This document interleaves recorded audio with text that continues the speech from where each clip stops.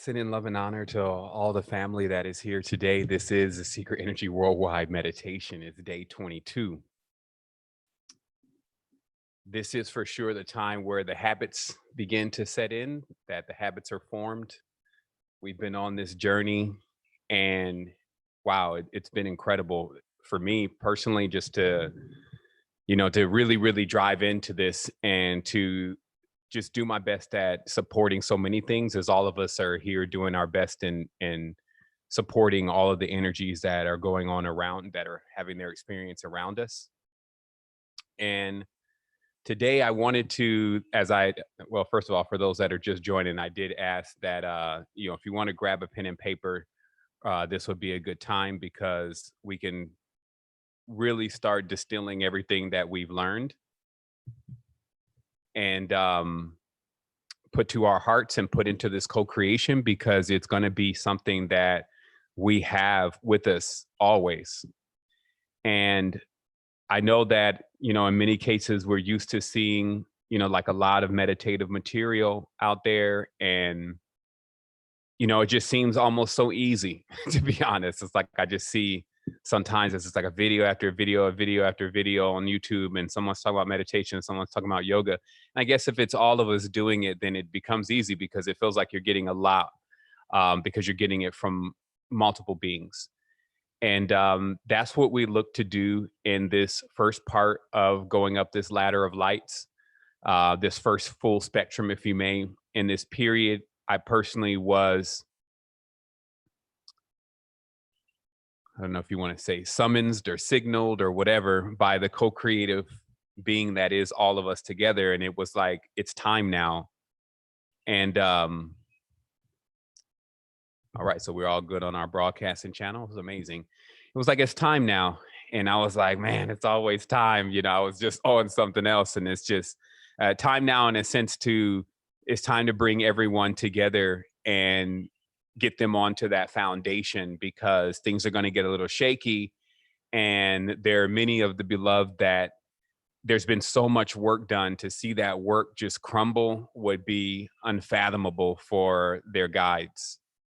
So what I'm saying is that there, of course, was already awareness that what began with this year and kept going on with just the foundation of the illusion starting to crumble, and then you needing to see where the facts were and truth were, and make that transition from the illusion into the fact and truth and firm foundation of self. But in that transition, we could get a little bit shaky. We can start to doubt self. And if you ever witness a person that they can't go back to where they came from and they don't know where to go, it's pretty unstable for them. And so when we brought in this foundation collectively, we did this because we wanted to ensure that when we start dialing into the new spectrum, I don't know if we could call it the new norm. I guess that's the term they use. When we dial into the new spectrum, we feel fully empowered inside of the spectrum. We don't feel like that we've lost it all and it's all over. And we don't feel like that all of our work was in vain, because we work in the invisible.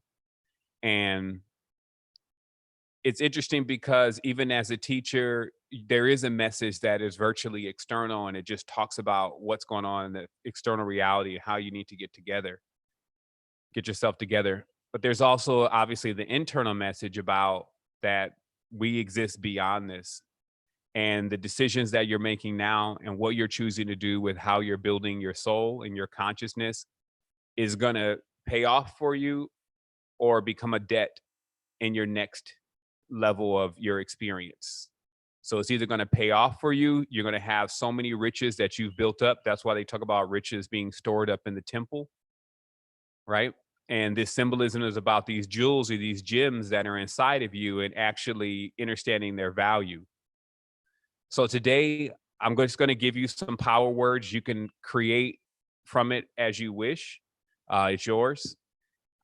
It also gives you the formula and the sequence. So when you speak these words in order, then what they do is, and their cognates, what they do is they give you a certain level of synchronicity with the energy and with the power as it's always moving through, because it's always present. It'll also, as you see, as we conclude these definitions, it'll give you the ability to not, as I said, know the order, but also how to make your head meet your tail, make your A meet your Z, if you may, to be able to allow what comes from the top to be in alignment with what's going on at the bottom so that you can connect. This is not a very long-winded presentation today. I think we've got plenty of those in. I always say that early. I haven't stopped yet, right? But it's been a wild journey for me even to just dive through all of these energies, because I'm also delivering this message during a time where energies are way more stronger than they normally are. So if it's joy, then the joy is just like, it makes you cry, that much joy. And then obviously the pain and the separation and all of that is coming in those uh, equal intensities. And I trust that, if any person that's taken me on as a mentor, that they see a really good example of what exactly to do when these type of transitional phases present themselves. So that way you're always adept at knowing what to do to yourself, what to do with others that are around you, and most importantly, what to do in the co-creation, because there's always going to be someone kicking up some distortion over there, and that always gives us a purpose to come into an awareness and awakening with ourselves. Avatars are awoken during times of great stress and trauma. Other than that, they feel like sometimes they don't have anything to do, so they kind of go to sleep and sink into the dream. And you could imagine that if you're not doing anything in the external world and you already understand how to build out luxurious real stuff, made of light, lux is light, luxurious stuff inside of your own consciousness, you just kind of build this huge luxurious realm and you kind of sink into that. And anybody that calls on you and wants to vibrate where you're at, they get a chance to enjoy that too. However, when the kingdoms that our luxurious worlds are actually built on, because light is still a part of matter, it is still something, it's tangible. When that starts to dim our spectrum, then we have to wake up anyway and come in and hold the space. It's not something that we're unfamiliar with. Some have already witnessed themselves in the dream doing things that they cannot do in the physical reality. So it's a hint to you that everything that could be done, you already know how to do in that space. This is the space where we step it down a bit. It's like slowing down the music. You're right. Instead of that, the vibratory high frequency. Have you ever listened to high frequencies? It's like, right? And so that frequency, it's associated with a certain level of power. So when we go into our own consciousness and we go deep and then we go into our own luxurious world, it's almost like we make the music slow. We slow it down. And then that gives us a certain groove. So now also through these 22 days, you've got every single in and out as much as possible on the planetary centers inside of yourself called the chakras and their behavior. I trust that you haven't seen anything different from them that you see from yourself, because that is us. And so no longer do we have to look into something like some external entities or external deities and I don't doubt that they're there, just like I'm here with you right now. But the greatest use that you could have with any of this stuff is to actually figure it out within. So how these mantras start today is in a basic sequence of you realizing exactly what has gone on and what will continue to go on to allow you to have every single experience, because you have all of the combinations, you have the codes, if you may, to the matrix. Also keeping in mind that when we set out on this journey, it was, as someone piloting at least part of the ship, difficult for me to tell everyone how long our journey was going to take. Obviously, let's say if I'm going to jump in a boat and I'm going to travel to Sweden, I could say I'm going to get there in 30 days, but depending on the conditions of the waters, that's going to determine how fast I get there. There's going to be situations happening on board. Maybe I need to park off at, Maldives or something like that to regas up, or something may occur, and that may stretch out or lessen the time. I may catch a good wind. I catch a good wind. I'm riding that wind. Everybody's feeling good. The food is there. The entertainment's good. And we're sailing across this, and the ocean is calm, and the currents are strong. Then we're going to get there. We're going to be there in 20 days, 15 days, right? So I'm just giving an analogy here for what I was called into this to set the foundation and make sure at least those that have their guides, which are those that are in this line, um, to make sure that they didn't mess up something that they had already built because this new energy had come in so strong with no jobs all of a sudden and all of this stuff. There was this misconceptions going on in the beginning of what we were really seeing, right? Some people thought a lot of things, but we changed that energy, and that energy is already changed now, meaning that if you even start feeling unstable, you got to start getting stuck back into that and you just get onto this because it's already been tried true. It's been proven over years. Anybody that got involved with themselves, not with secret energy, we understand. Anybody that got involved with themselves, they never lost. There was never anything that didn't come to them. The only danger is, and this is by facts and clear proofs, is that if you look too much outside for a solution, it's not there. It is not there. The first part of the solution is not out there. It is actually in here. So this is a simple formula then, but often it's just omitted. It's not used. And this is where great dangers come. The simple formula is first, internally, understand what's going on in this. You cannot do anything else for beings out there if you don't have this structure properly. Just like in the real world, if you don't do the exercise, if you don't lift the weights, you're not strong enough to carry other people. You're just not. So these are, again, these clear proofs that should sober us up sometimes from these big giant stories that involve so many different integers. Those are great. Those are fun.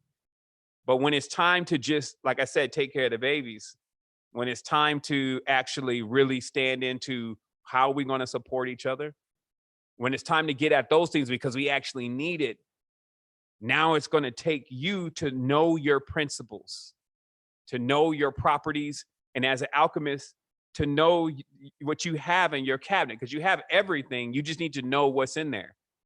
Sometimes I got different types of tools, and sometimes I even forget that I have certain tools. Like I'll go like 30 minutes, leveling something out perfect on the beam like the old way. And then I realized, oh man, I got a beam laser thing that I got, and then it'll be already done. And I was like, man, that was 1 minute versus 30 minutes. Let's optimize here. Let's remember all the tools that we have, so that way we don't have to spend so long on something, and we're just getting started. And so these powers, as we begin with them, I would call them siddhas. It's like a city. Siddhas. It's like what our word for cities. Everybody's in the city. And this is I believe that's Sanskrit word for powers, like abilities. And instead of like reading just the ones, make yourself infinitely small, do this and do that and do that. Those are there, but that's another stage. We need the ones that are right on this spectrum right now. What gems or what jewels did we inherit in order to be able to use these tools to be able to build our temples and to assist even others in doing the same thing, setting their foundations, etc. As we said, first we were given this sun, ruling from the egg. The mantra is strength and greatness. So you're just going to write down 1, strength and greatness. And if you dwell on it any period, then you will remember our conversations about how you're ruling from the egg, that you have this potency about you. And if you look at an egg and then you look at the sun, like any pictures that even children draw of the sun, you kind of get that this is a master template of the beginning of life. So that's why we say strength and greatness, because it's in the youth. Like everything is right there. Like even in that seed, everything is right there. But it's also small enough to get into somewhere. You want to put a red oak tree somewhere, you could forget it. Once it starts growing, you can't move it. So seeds are perfectly designed to get where they need to go, to fit into the nook and crannies and crevices of the realms so that they can start growing there. That is our ancestors' ability to make sure that we stay alive. Like everything else has that same innate ability to make sure that it thrives and stays alive. So our ancestors have put seeds in dark places. They've put every part of existence in as many places of themselves, as many places as they can. As an explorer, every time you find a new place, plant a seed there. But you need to know the seeds in your pack, because if the seed is weak and you put it in a dangerous place, then it'll get choked out. Think about it again. You have different kind of seeds. You have seeds that you throw them on the concrete, they start growing just with water. They don't even need soil. And then you have seeds that actually they need a specific type of environment. That's the spectrum. We have a seeds that we throw in that they'll bud anywhere. No matter what you put me through, what I got to go through, I'm going to make something of that. But what I make is for another seed that is gentler, but also has something amazing and great going on to grow in the ground that I've settled. If I've cracked even open the cement, I've grinded up and churned up some of this talc and turned it into potassium. The seed that comes behind me will have a soft ground and we'll have some potassium and some nitrates to get ready to start their process of doing the same thing. That's why I feel like that on the top of that tower, when we saw that one tree growing out, that's just like showing that that's the extension, that's the connection. All of the beings that are in the lower realm are holding it up and putting their hands through the being that's on the top to reach the highest. Like as an awareness for all of us that still like we had to build all of this. We had to bring in all of these components just to sustain life and existence. And yes, we do look like a huge, thick stacked cake or even a house of cards at times with how dangerous and how tottery things could be. And that's why we count on these foundational principles. So you have one, the strength and the greatness. We're going to just call this also the ninefold spirit. Like it's the ninefold spirit mantra, right? You know, they love to have names on it, right? So what do we call it? The ninefold spirit mantra. So you have that strength and you have that greatness. That's your one. Now you move into two because you have in two love and nourishment. Okay, put that down there. Two, love and nourishment. This is the moon. This is the sojourn. This is dealing with your funk. This is when the mother has to change your dirty diapers. Everything is a vibration and everything is a frequency. That's why I was realizing that, you know, I got on this thing. They talk about how the serpent can be unclean, right? Like the dragon can be unclean. They call it unclean. I was like, what does this mean? You know, and I started thinking of snakes when they move through and they got this skin, and the skin looks like pretty much it can be cleaned off really easy. So I say it can't have anything necessarily do with just the being foul. There's far more foul creatures. Why would the dragon be unclean? And once again, it's like a silly look right there. It's the intestines. If the intestines are unclean, the dragon's unclean. You get it? We didn't mean for everybody to take it so far, you know, and, you know, now the whole thing gets all messed up. But just think about that if your intestines are not clean, then it is the unclean dragon, right? So in all of that uncleanliness, because old worm, you know, worm is actually the original cognate of what a dragon is. It's like a metamorphosis process, just like you see a pupa and then a butterfly. That the worm is very similar to like even the child. Like when you see the child first come out, it's just like there and it's just worming around. It's just the first stage. So in this, again, who's going to love and nourish that first stage though? Who wants to really be there when it's time to change diapers? Generally, you find the dad, like I guess we'll say in this case, is the dad, the son, right? Whatever. He runs off. I'm ruling from the egg. I can't I can't change no diapers. So it is the moon that steps it down, baby steps. Teach us how. You got to teach a child. Like, I'm like one of those people, man. I'm a really good instructor, I guess, but I do like to instruct on the things that I like to talk about and I like to get into. Versus when the lunar energy comes in, it starts talking about the basics. Like, just this is how you tie your shoes. This is how you get up and walk. This is how you eat. This is how you chew. And of course, these vast conscious, they don't want to be around to teach you how to chew, man. I'll be over here where after you learn how to chew. So you got to remember there's consciousnesses that are like that. They're too delicate to handle these kind of situations. They wait, come up there. When you need to know the ultimate maximum principles, I'll be there for you. But I'm definitely not coming down there. So who is going to be there with you? That's number 2, love and nourishment. Now we have number 9, because it's a code. And if the code was already given, then we would already had unlocked it. So 1, 2, 3 is not the code. 1, 2, 9 is the code. And 9 is the protector and honor. This is your words, protection and honor. Okay. And if anything beyond just saying the words or coming up with a nice poem as you're smoothing into this, you can always say strength and greatness is truly who I am as I continuously accept the love and the nourishment of who I am as I protect and honor. So you could be as base as that with it, as far as getting this mantra in your mind. So when you're going to sleep, if you don't remember long things, write a short version of this and work on practicing it. Show some discipline already and take yourself into the system of what they call sleep with this process. Because what you're doing is you're actually uttering the code that opens up the worlds in the proper order.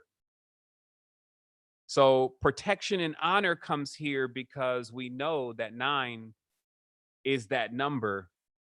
And it's it's an energy. We don't want to really get into just planets and what they are. We want to understand how that energy comes into play, the protection. We talked about before the professional technologies, how to guard what's going on within, right? Which is the ultimate form of protection from the external. We went so deep into that. And this honor, remember, honor is something that you can restore. Have you ever seen like one of the old Japanese movies that we got to do this and this and this to restore honor? It always seems like honor is like a thing you have to push back up on the shelf because it falls off. Because we take hits in this all the time. On the foundation may crumble. Like, man, I thought I built that strong enough for everybody. Man, it was somewhat a little dishonorable to who I really am. I need to regain that honor. When we have honor, we actually respect ourselves a lot more, right? We feel the value of self. Honor is tied directly into the value of self. Not what everybody else sees about you, what you've actually already done. And then this gives you an internal feeling of comfort. That is honor. And again, honor can be restored. So if you feel like that you have been dishonorable in certain ways, it's just all a part of it. You wouldn't even see honor if you didn't see dishonor. They hang out together. So if you feel like that, if there's any energy that you feel like you dishonored within yourself, I wouldn't play the external dishonored game. It never ends. It's like a big trick in itself because everything will insist that you have not honored it enough externally. But internally, self-worth, self-value comes from honor, and you're to protect that. That's why these two always come together. This is about like an internal protection system. That's why it's professional stuff. The cheesy stuff is all about external protection, the guns and all that kind of stuff. That's all external protection. You're trying to protect a jelly bean. It's going to take some damage. But internally to the infinite, you need to understand how that connects. And now you do. You understand why you have your protectors. So you have your protection and honor. That's number 9. And then we move in to number 5. Number 5. This is knowledge and ambidexterity. It took me a minute on number 5. I know that's a long word, but I needed to get the right words. Some of the words don't do what is necessary to completely describe. They blur a little too much, or they just don't mean that altogether. So ambidexterity is what we're looking for here. This is why you do get the androgyny and the hermaphroditic aspects with Wednesday being Mercury, right? So you get the knowledge, which should not be confused with wisdom, because remember, that's tomorrow, that's guru, that's Thursday. You get the knowledge, but you get the ambidexterity. And the reason why these two work really well together is because knowledge is not necessarily wisdom. I'm going to need you to present something to me. I'm going to need you to present, the reality and whatever it's about. But that doesn't mean when somebody presented the reality that you knew everything about it all of a sudden, that you understood how it functioned and everything. So you saw it, you got the knowledge of it, but the wisdom was the time you needed to spend with it to truly finally say, okay, I get it. So this is what we really need to understand about our lives, is that we get fed a lot of information, and it is useful. It's knowledge. It is useful when it becomes wisdom. And wisdom is the process of you now saying, do I really know it though? Like some people can say, well, yeah, I know everything about Kundalini. And they can tell you where it comes from, how to, move it all around, all these different things, but they haven't even had a Kundalini experience. And in many tenses, they kind of feel like they have already, because they've kind of mentally given themselves a Kundalini experience, but it actually hasn't happened physically yet. So they can't really say they know Kundalini. They can't really say they have Kundalini wisdom. I guess they could say in certain tenses they know Kundalini. This is where the knowledge, even the word itself is kind of slated. It says knowledge, like you're almost knowing. You're just kind of like on this ledge of, all you need to be pushed over, and then you finally would know it, but you're actually at the ledge of knowing. You're not actually in the knowing yet. I think so. The word is replete within itself, because to truly know something, of course, that's what starts to bring in wisdom. So it's literally saying that tip of knowing, like you're almost there. Once you fall over into it, now you're into wisdom. Because there's also folly and all those that come before knowledge. So seeing also this ambidexterity, what is that really about? I like to see that as the shifter. A shifter. Like one who can actually really be into something, immersed in it deep. Almost on the knowledge, almost on the ledge, but then leave. Just leave. I don't want to do it. I'm good. I've seen enough of that. I don't think that's going where I want to go. That's ambidexterity, because you literally switch poles. And without this ability, when you're taking in knowledge, every single thing you read, you'll believe. And you'll go life after life, committing yourself to, you didn't read this one book, and now that's supposed to be the only truth. This is the only book that was dropped off on you. You read it. You believe it's the only truth. You live your whole life thinking that is the truth, and you die even thinking that's the truth. And if that didn't contain any keys for after death, then you loop it. Why not? We come back again. We try it again.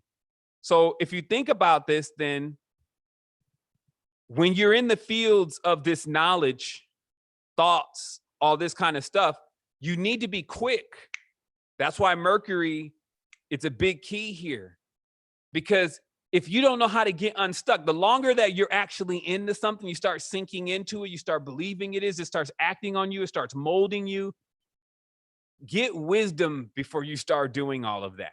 Until then, stay on the move and keep that balance with both of your poles, so that way you don't sink into something, right? So that's 5. Now we have 3, which is the wisdom and the guidance. Anytime we're speaking of guides, we're in mentors. We talk about mentors, leaders. Anytime we're speaking of mentors, judges, guides, we're talking about this energy that it's put in charge of you. It's like it's like an old elder already.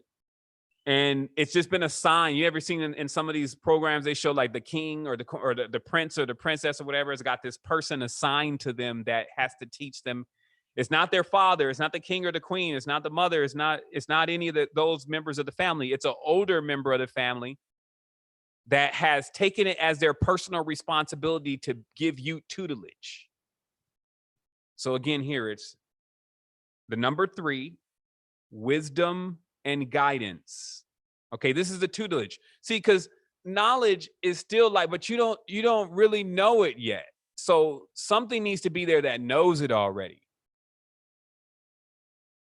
So that way you can have a lot of fun, you can move around, but when it's time to make a serious decision, you need to make sure you consult your guide internally. Now, the guide is always there. It's literally when you know that you're doing something that you should not really be doing. That's the guide. The guide is like, based on all of the knowledge and wisdom that we have so far, I don't think that's a good idea. And that guide also is how synchronicities work.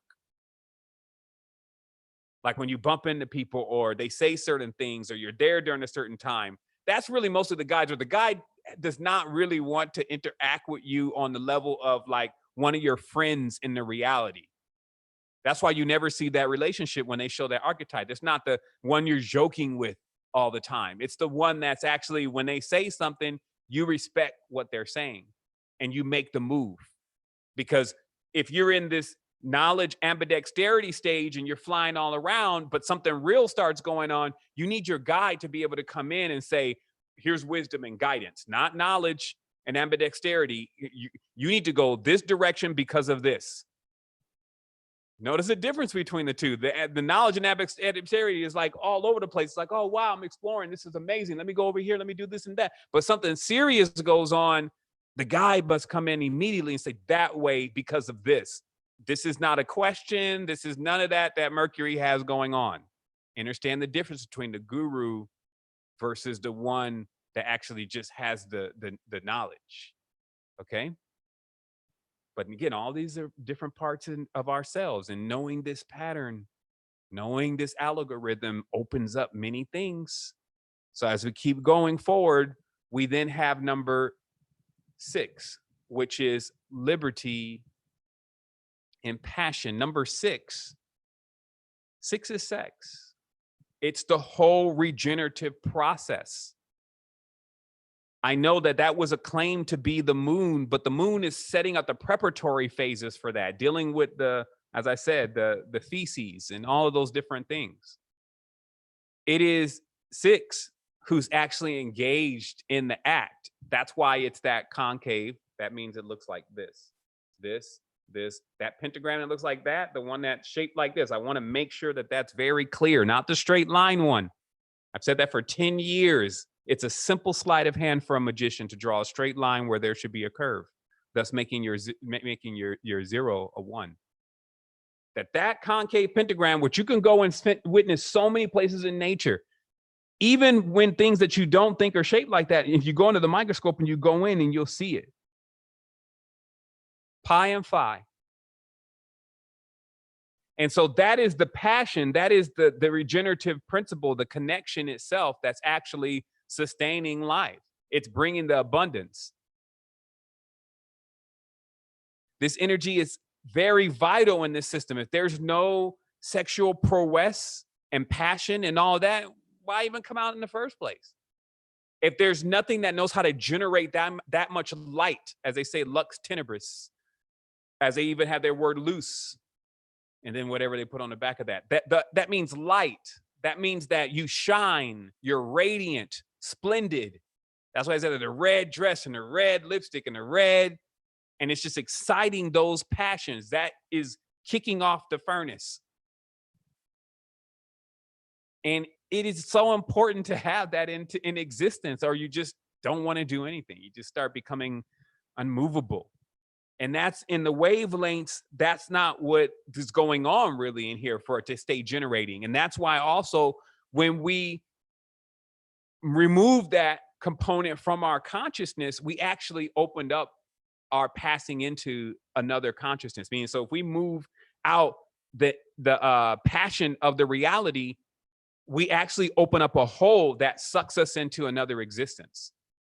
Because in existences, you need to be passionate about where you are. That's why people who don't have that passion, they start to wither away, and they start, because they're getting sucked into another place that is going to give that to them.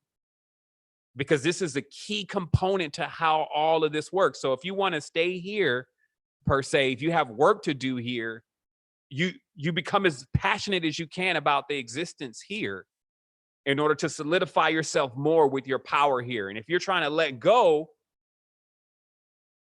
only thing that you're doing is actually getting sucked into a place that you would actually have passions again.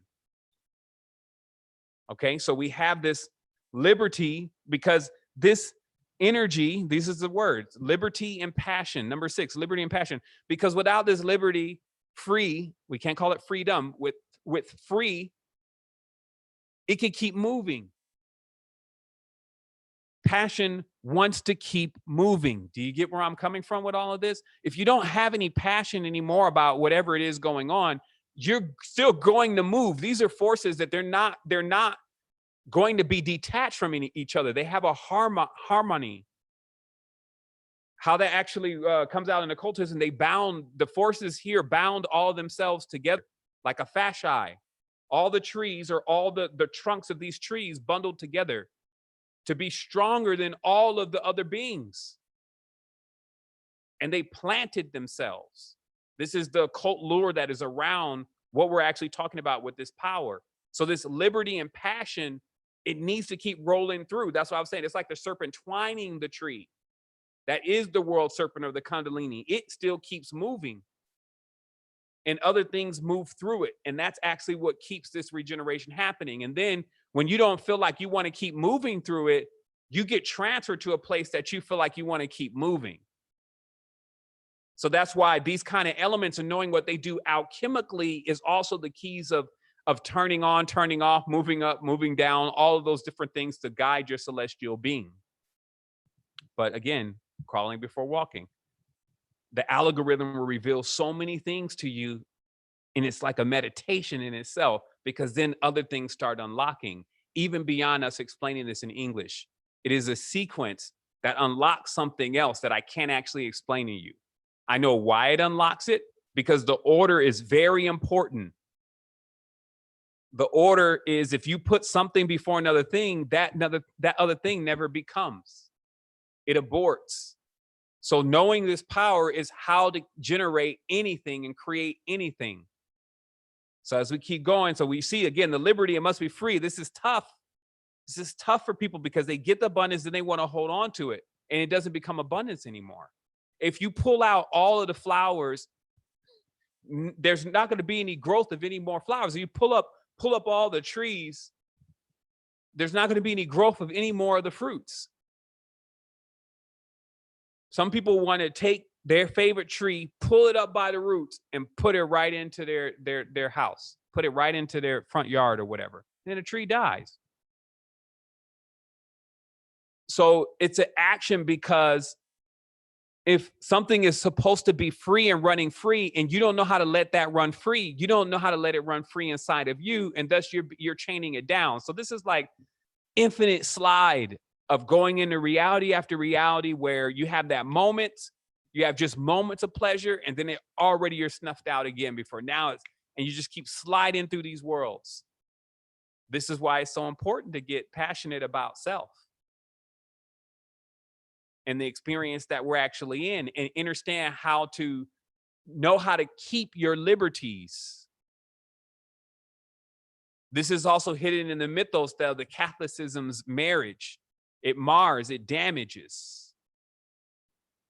Why? Why would that be that way? It's because the man has to understand, as the woman has to understand, that they're both free. And that's the only way they can generate, because they're actually using two of the same co-creative components. So if each being needs the same thing from each one, then they cannot produce it. So that's how you damage forces that way. And it doesn't mean a man and a woman can't come into a union and go into this projection together and have this experience and be totally, like, you would experience in that relationship, in that communion, more love than anyone could ever achieve in a so-called marriage. Why? Because the liberty and the passion it's like it's what do you call that? There's a term. It's it's basically where it catches. When you find somebody that is liberated, you become liberated. When you find someone that is passionate, you become passionate. Think about it. Somebody that has a lot of energy and passion, you get that. I want that. I want to be free like that person. But what possession is that you attempt to take the person's freedom, basically, because you want all of their freedom for you. Or do you want all their being free, all of their liberties? You want their liberties. Now, some of y'all maybe think like your little relationships and stuff like that. I'm talking about states, nations, this kind of thing. When they want all your liberties because you're so free and you're so beautiful. And then if you don't know how to use your power, because remember, also Venus is not the dame in the woods. Don't let her put the dame in the woods routine on you. Venus is like an Amazon. She has power. And she has the pentagram, like that's called a hammer in the astral plane. A pentagram is called the hammer. It can forge through light. So this is deep stuff. This is not a vulnerable being. But again, if you read the subset of the liberty and passion, and I'm just spending a little time on this because we're on Friday. I guess she wanted to, I don't know. I was like, why am I still on Friday? Yo, move on. Move on. What's going on? It's like Friday's like, it's me. Talk about me more. You know what I mean? But there it is. It's the liberty and the passion of being free. And that keeps everything moving. So now we cross over into that final point, 8. The thing that keeps it still all infinite. We want to make sure when we come back, there's something. Can't let y'all mess it all up. The order and the power. That is our mantra. Number 8, order and power. Because there's a certain responsibility that comes with all of this. Remember, you got jewels. Shoot, some folks would like to rob you if you didn't know how to call on your protector and have honor. Some folks try to dole out your light if you don't have a resplendent sun of greatness. Someone will bore you to death with their knowledge and all of the stuff they're talking about if you didn't have so much liberty and passion to break free. So in all of this, there's the order and the power, and there's the ability to enforce that power. Remember, the whole thing with 8 or Set is that it's the only god or archetype that can actually inflict damage. None of the other beings, the protector and the honor and the knowledge and the dexterity, inflict what we call death, because 9 can inflict for sure damage, but death is in the hand of only one sign. And this is what keeps all the other signs in check. Now, remember, death in this case means if you lose all your passion and your liberty, then that planet has died in you. If you lose your wisdom and guidance, and that has died in you. So this is why this sign is so occult, because it has also within itself the power to bring life and death. So it can actually raise with other powers within this symbol. It can raise within this corpus. It can raise things from the dead. It's very important that we realize here, great instructors, like this is when the belt comes out. This is like, guru wants to talk to you. I'm about to whoop your butt.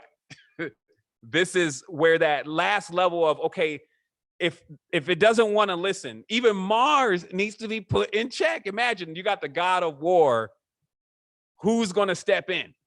Because it's normally a protector. Mars is a protector, but when it gets off balance, it's a war god. It just goes to war with everything that's around it. So something still has to be coming in that's even more bossed up than that. Now, it's interesting, again, how the signs work, because it doesn't always mean that you fight in fire with fire. All of these, just like you saw the elements of the world, the wood, the water, and how each of them slide into each other. One is greater like wood, it's like, fires raging up, burn the wood, and water comes and dumps it out. They all have that same ability. So even the potentate, the order and the power coming in, the last sign, if you made 8, and the mother will come and love on all of that and just be like nothing, just be in there, mama, with the little scythe and everything, mama. So every single sign has its neutralizer. So this is why, like we talk about the angel or the demon, this is why knowing this power also gives you an extreme level of fluidity with yourself. It actually gives you the keys to your boat or your ship. Now you have access to get into every aspect of yourself. And then you're coming in there because you recognize what is happening. You're allowed in there. This is when somebody says, I'm going through this. And you say, I know exactly what you're going through because I've been through that before. Then it becomes a perfect key to getting into that, through that door and into that situation. So these are the keys. We're now on the 22nd. Now, in the projection, because I've been looking at it, I've been seeing what's happening. For me, on Sunday, this is a great time for us to close the space of this first level of meditation. Now, we don't close anything like it's going to be over. It's just we enter into a co-creation. We're building something. It's actually complete now. It's already good. It's always good to say, oh, it's going to take 60 days. And then if you arrive in 20, what's everybody doing? They're like, oh, yeah, we here already. How do I thought it was going to take? Like, nah, man, this is the good cruise. It's like when somebody sets your clock an hour fast. And it's like, oh, man, I'm late. And you just like, oh, you're on time. How am I on time? Oh, I set your clock an hour fast. I knew you was going to be late. I said 50 days because however long the journey takes, really. But, if the kids are saying, are we there yet? I'm just like, yeah, 2 hours, 6 hours, whatever. Just leave me alone. Stop bothering me. So what was it? Well, you saw what it was. It was the initiation of an entirely new reality as we know it and actuality. It's already happened. The world has changed now. Then that beginning part, how do I accept that? That's like a shoving off to the ocean. You ever seen when boats first, all the work is done once we're shoving off. We got to roll the sails, got to pull the thing, pull the anchor, get in. It's so many things. But once that thing gets on, now that's when we get a chance to be like, okay, and the further it cruises, that's the more relaxed we're able to get.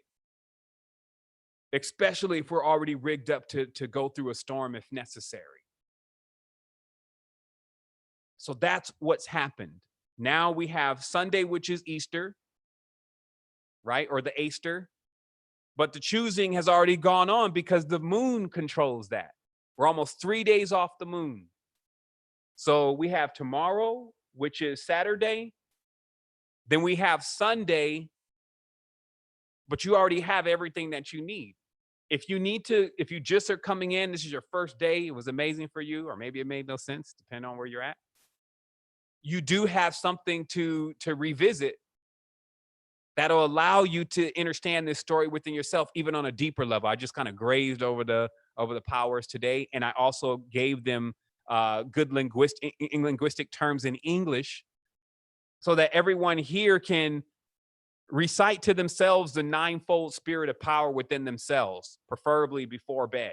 I said nothing negative here. I said nothing here. I named no names of any other entities or forces or anything.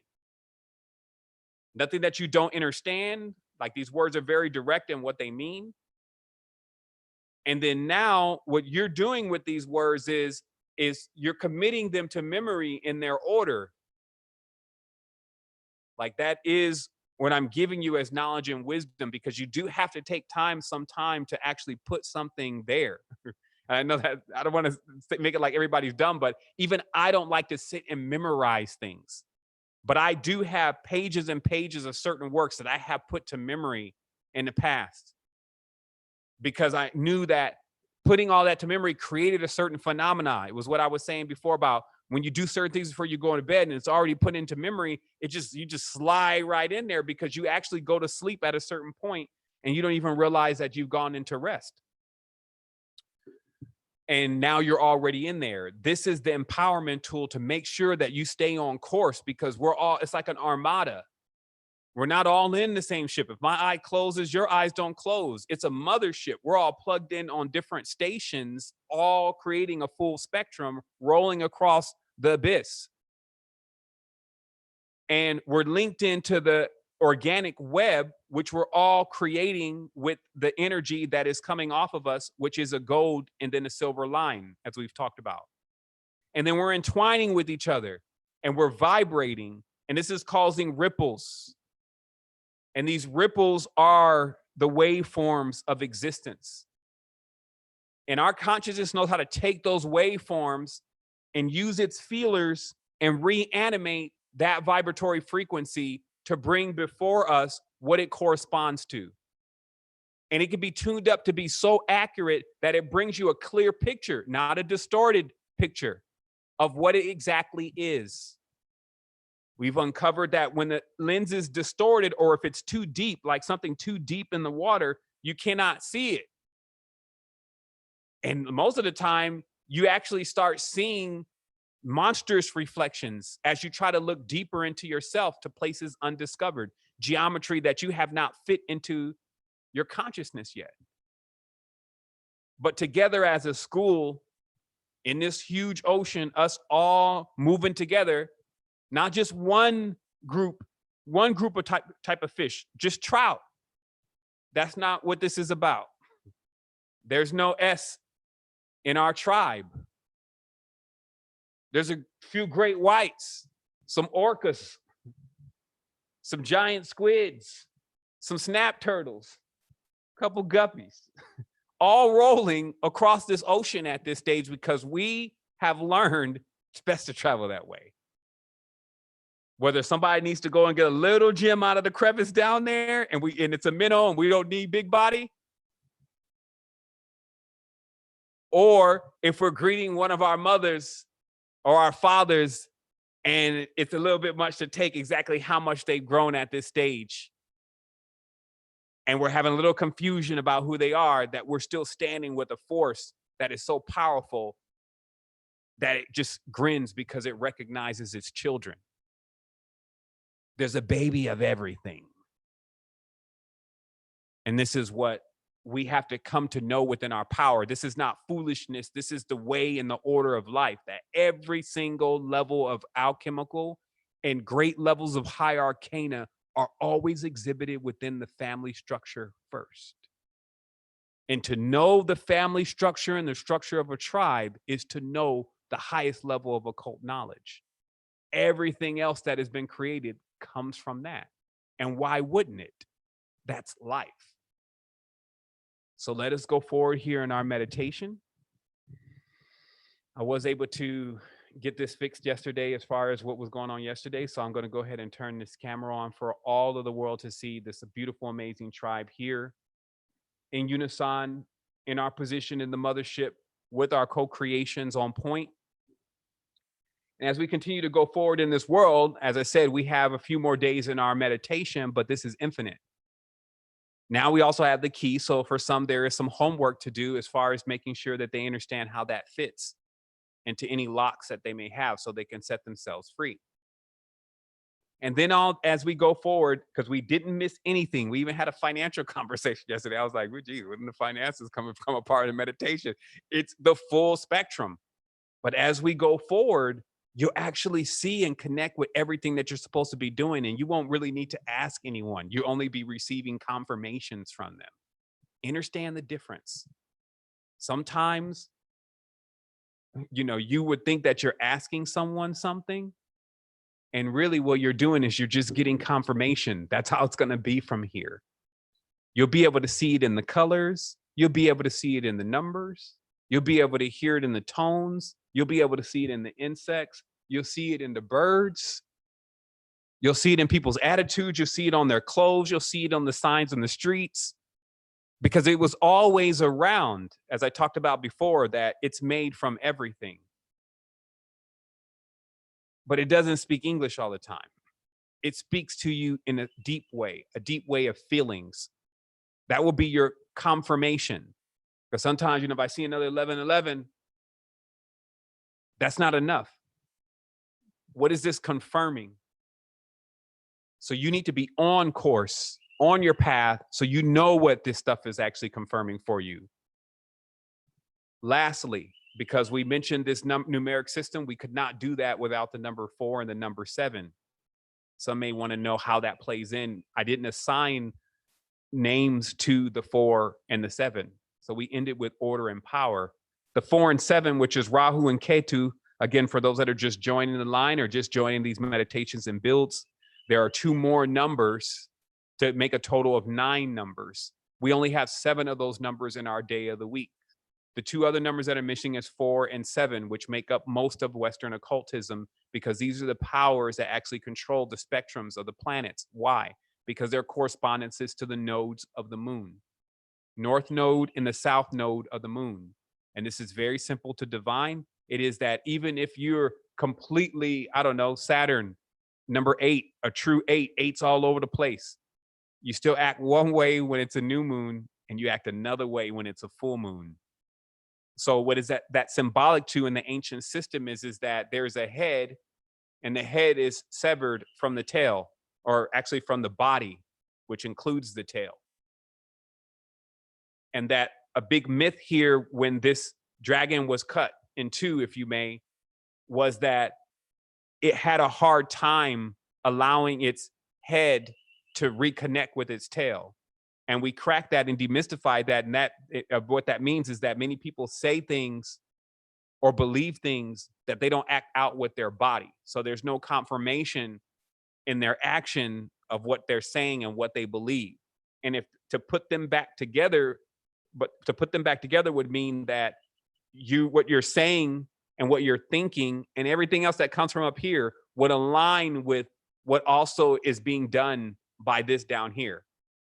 Because when we make the term lower world, even that word is a little like, you got to watch out what you say if you're disrespecting something, because we're talking about all metaphysics here. The lower world is really responsible for getting you whatever you need.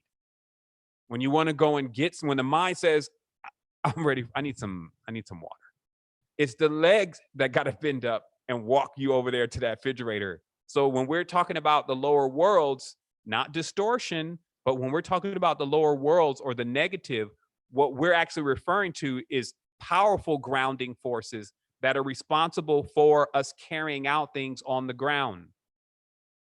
So as a ruler of your own kingdom, it's great to go in and spread love and spread joy and spread gifts to the lower parts of the body.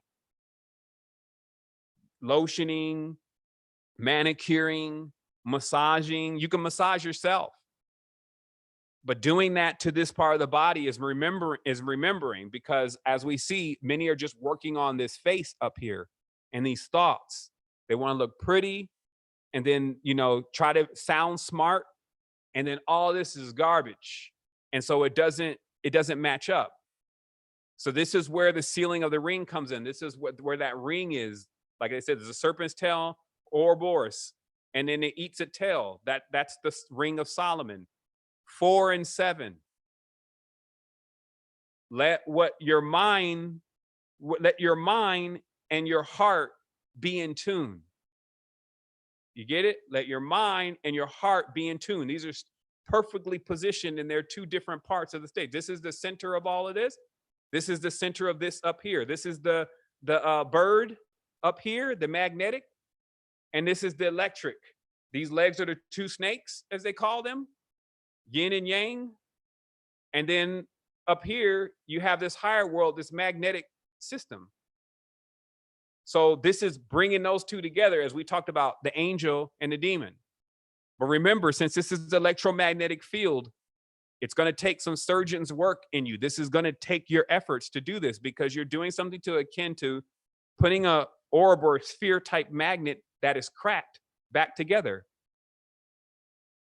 And anybody that knows magnets, if you crack a sphere, it does not come back together right away, right where it was before.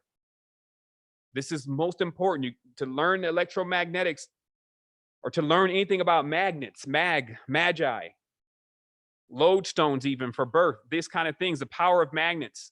it also has powerful metaphors because a donut ring magnet pushes pushes the field of the torus. A donut ring magnet pushes the field of a torus. So, but still, just the simple principles, when you break a magnet and you try to put it back together, it doesn't snap back together where you broke it. It actually won't come back together. It starts to force itself apart because the poles get switched. So this means that if any chakras take damage, if any parts of us take damage, it takes special kind of healing to actually make that damage mend back together. Now we have it because when you cut yourself, it mends itself back together. That's a sign of a supreme being. So just remembering in your formula that if you're having a hard time, even like, oh, I don't want to do that, or I don't see how that's going to be possible and all that, just remember that's all magnetic work. That's always what the magnetics say in opposing poles to each other, that they're not going to come back together. So don't think that those thoughts and those energies are foreign. They are present. They do not want to come back together. But like a referee who wears black and white, you're working with the higher law. So it's whatever you say to do. It's not ultimately what they say to do. If it was up to them, they would never come together. That's why the higher law has to step in. It's like the kids, they're fighting, they're bickering. The parent don't step in and be like, this is what you're going to do, though. So you have to bring that energy in to understand your connection and your balance with everything that's around you. So now you have the keys, you have the tools. Let's go into our 15-minute meditation today. This is a time that you would take at least a moment to center yourself properly. If you wanted to light up your Palo Santo, your incense, maybe you should have done that a little bit earlier. We could take a little bit of time and a few moments since we have infinity. And again, as we coast across this cosmic creation that we've put together, don't let nobody assail your side of what you're upholding. Meaning that each of us here in this co-creation, as we go through this, like we're going to keep doing more and more and more. We already have stuff that we got coming. We're going to keep even finding stuff that was never even heard of. But we're going to do all that for fun. Right now, what this is about setting in motion and keeping in motion what allows us to be able to do that, to have that fun, to have those liberties.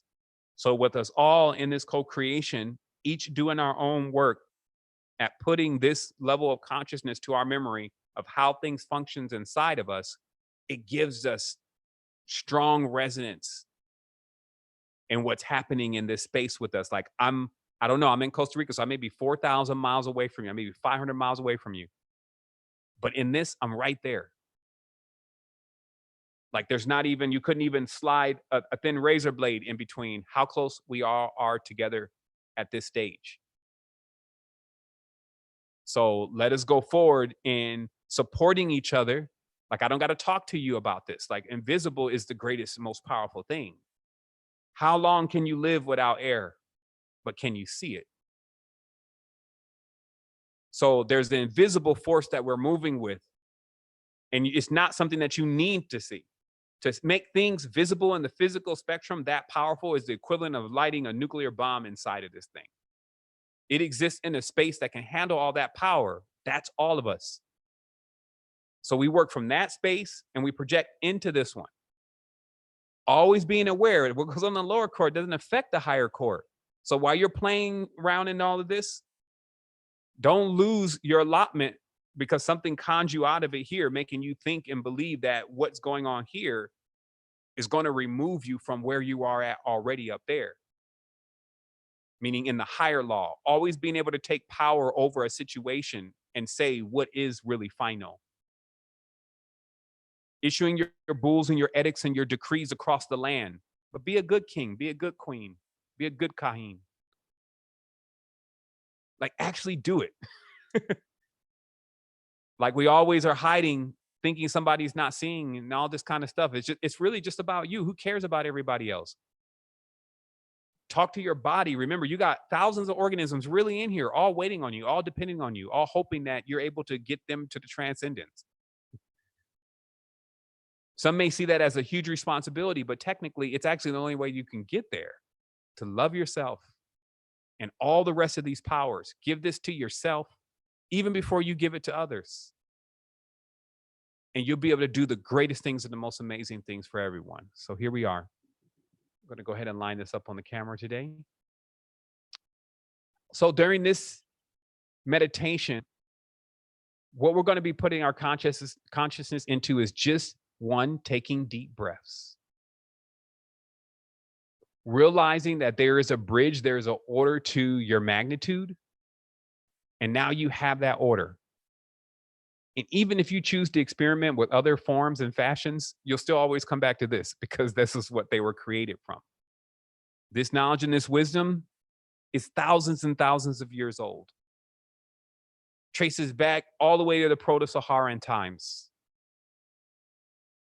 back into the back into the seeds and the forms of creation, when the knowledge and the wisdoms, when all the powers walked on the earth, meaning that just in pure unadulterated form, this is what they were unapologetically. That became us. And we have so many synergies happening. There's been so much communion. There's even been so much consumption that this unique form that comes forth, called the human being, they have untold principles and properties. So now you get a chance to look forward to an infinity of existence of total exploration of yourself. And it would take you that long. Because as you're having an experience, more are created. Every time you add who you are to what's going on, it takes on another variant, because you do have something unique. And thank goodness that uniqueness doesn't make up all of us. It probably only makes up 1% of us. But that 1% is our contribution. It's our spin on how it all works here. And we look forward to that. Everyone's uniqueness here is cherished and honored. We know it's different. That's what it's supposed to be. So you're welcome for your difference. And that's the space that we created. So here we are. We're going to start this meditative music, see if it's going to play properly. There it is.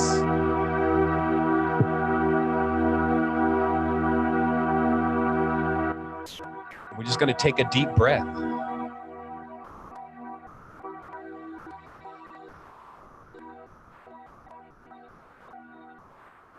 Just a deep breath in, honoring who we are,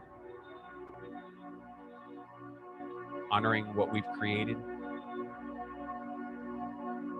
and honoring what we've become.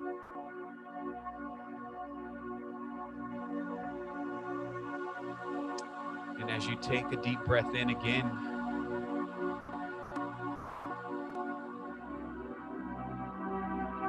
you're going to visualize this complete spectrum of 9.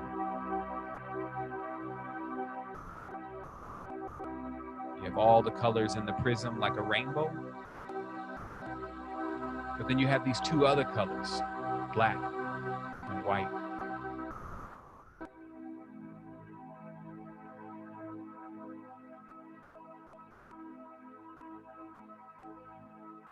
And as you come into total realization of the Ennead inside of yourself,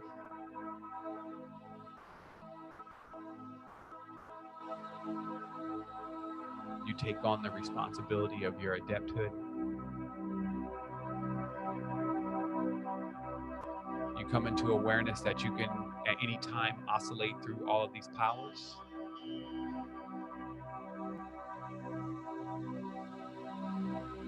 You can be an ally, you can be a guide for those who are in need of it. But always remember, they're just in need of you activating it inside of them. You cannot give it to you. They already have it. No one can take it away from you. Where would they put it?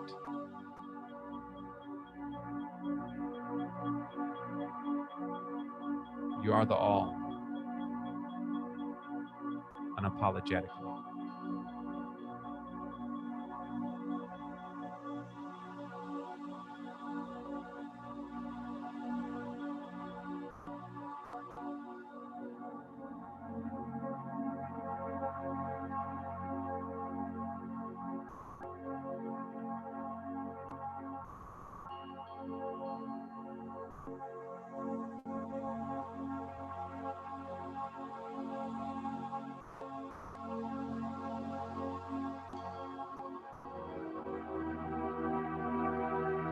as our meditative force continuously grows stronger, and as we connect and link in with more beings that are all a part of us,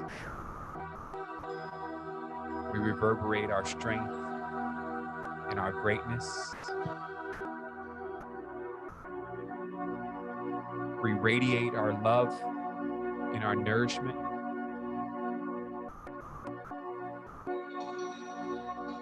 We imbue our protection and honor.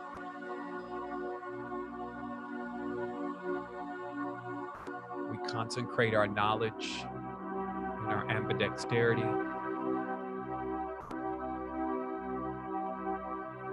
We confirm our wisdom and our guidance. We acknowledge our liberties and our passion.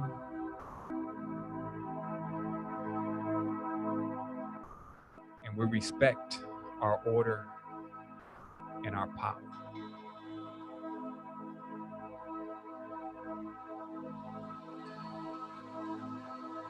This is the ninefold essence of creation.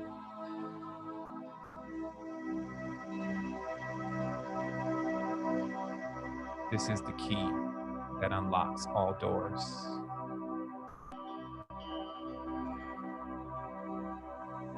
This is the panacea that heals all states.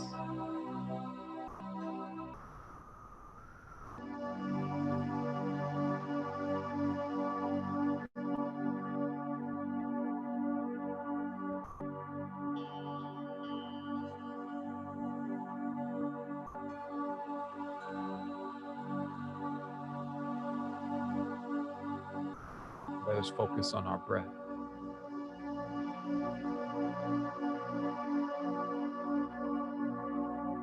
Let us always be aware that our breath is our greatest power.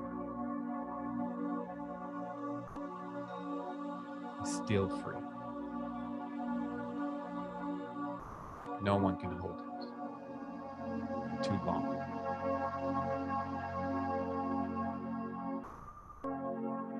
Few know where it comes from and where it goes. Our existence confirms it's constantly with us.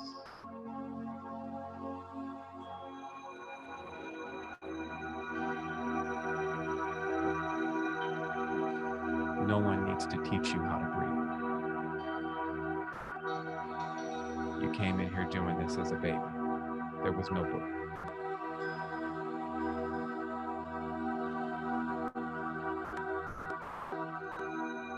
All of these things can only be added to you.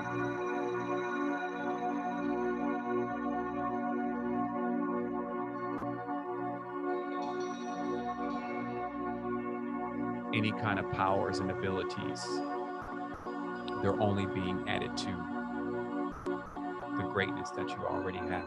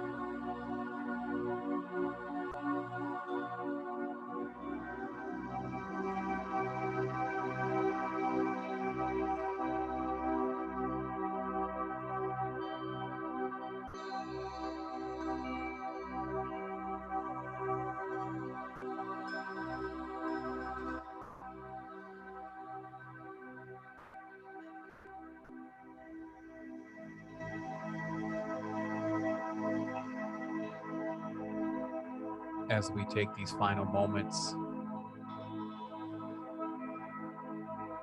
to bring ourselves into a final confirmation of who we truly are.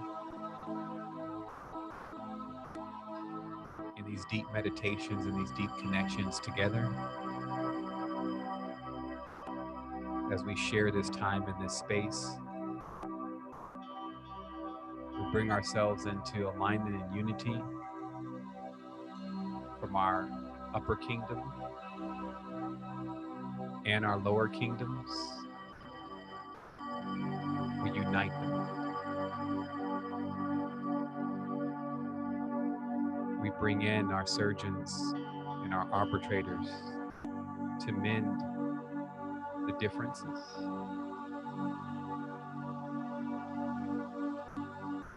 We see clearly the benefits of us remaining together and staying in balance with each other. And we also see the importance of honoring all of our children by being in tune with the world that we're bringing them into. And as they will need to learn the lessons that we've also learned in this university, also known as the universe, that they may have great instructors and great guides as we have.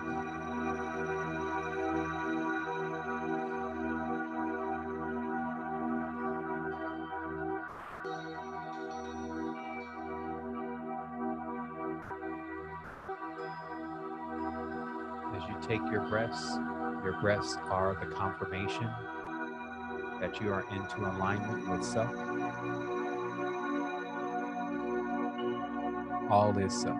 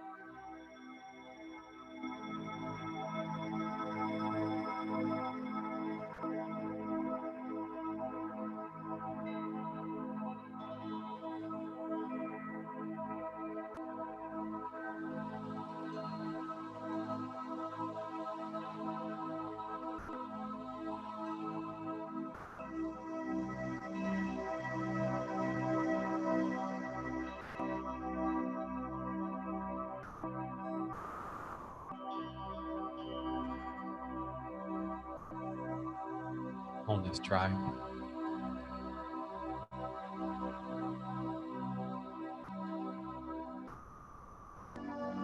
You can now begin to rouse yourself back into this state of consciousness. Love yourself, greet yourself, treat yourself. It's Friday. This is the time for you to be free. There's so much fun just waiting on you. As we keep going forward into this projection and co-creation, we now have us all together. There's so much power and so much ability here. Let us all be as creative as possible at not only finding ways, but also participating in ways for us all to still connect and continuously be a part of each other's external existence. However, know that we're all connected internally. And what we've done over these last 22 days is we've created a harmonic field. We've held space, and this is a space that so many beings will have the opportunity to gravitate to. And even if they don't know about us in the external, they know of us spiritually. that every time they seek a space in their consciousness that gives them the ability to endure what they're processing now from their experience, when they seek to have that foundation, it will be there for them because we all spent the time in building this bridge. I'm going to count to 3, and we're all going to adjourn with the wholeness. That's 1. That's 2. Wholeness. Wholeness, family. Wholeness. Wholeness. Wholeness. Much love. Positive vibration. Wholeness. Wholeness. Everyone and balance. And balance vibration. Wholeness. Vibration. Wholeness, everyone. Balance vibration. Wholeness family unit. Yes. Oh, your energy is amazing. Wholeness. Everyone, happy Friday. Hey. Friday. Unmute everybody and then start counting in 3. Everybody say wholeness. Wholeness. It's a balance vibration. Say Love that. something else. Yes, little one. Wholeness. Wholeness, family, wholeness. Yes, baby. Guys, wholeness. Why am I driving Wholeness. Wholeness was amazing. I don't want to get off yet. I know, neither do I. It's crazy. Love. Love, much love, family. So Wholeness good. and balance vibration to everyone. I'm so thankful. Thank you. I'm so grateful. Awesome. Oh my gosh. Okay. All the beautiful babies. Wholeness. Oh, look at the puppy. So beautiful. Wholeness. Hey, Aisha. Wholeness. Wholeness.